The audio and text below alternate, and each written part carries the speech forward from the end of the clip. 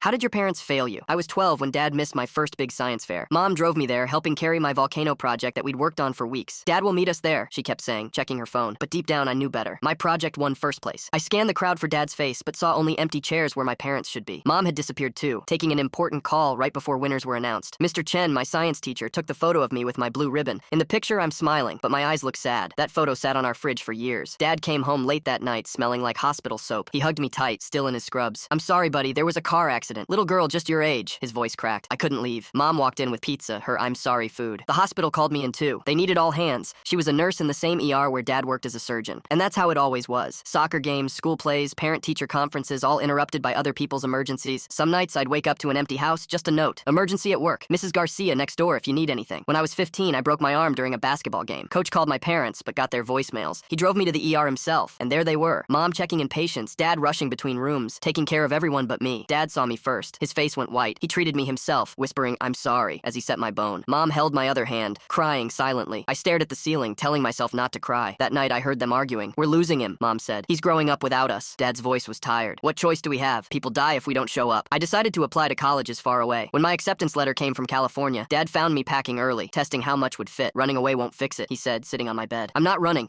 I'm just going somewhere I won't be disappointed when no one shows up. He looked like I'd punched him. Then he handed me a small box. Inside were dozens of photos I'd never seen. Me as a baby in the hospital, Mom and Dad taking turns holding me, looking terrified. You were born with a heart defect, Dad said quietly. You wouldn't be alive without surgery. That's when we decided to become medical workers. Your mom was a teacher before. I was in business. I stared at him. You became doctors because of me? We saw how the doctors saved you, how the nurses knew exactly what to do when you stopped breathing. We wanted to be that for other families. He showed me letters, thank you notes from parents of kids they'd saved. Every time we missed something important, it was because some other child needed us like you once did. That night, I found my childhood scrapbook on my bed. Inside were new pages Mom had added, photos I never knew existed. Dad recording my school play from the back of the auditorium before being called away. Mom watching my soccer game from her car during her lunch break. They'd been there in bits and pieces, in ways I never saw. The next morning, I heard Mom on the phone, rescheduling shifts for my graduation. She wasn't looking at me, but I heard her say, no exceptions this time. My son only graduates once. They failed me by not being there, but they were saving lives, including mine, in ways I never understood until now.